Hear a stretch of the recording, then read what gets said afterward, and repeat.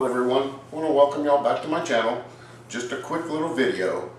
Tonight is my annual Christmas party that I throw for all my friends that live here in Texas.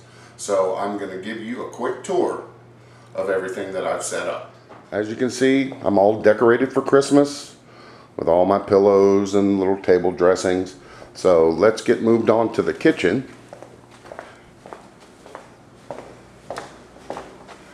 And as you can see on the island, we've got deviled eggs, some boiled shrimps, chips and salsa, some cheese cubes, and also we've got some finger sandwiches.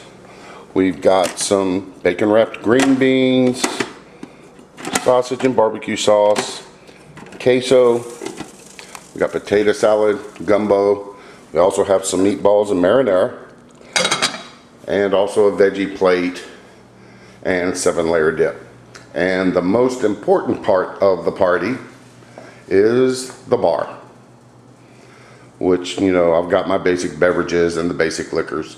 And then we also have our lemon squares, banana pudding, and that is going to be everything.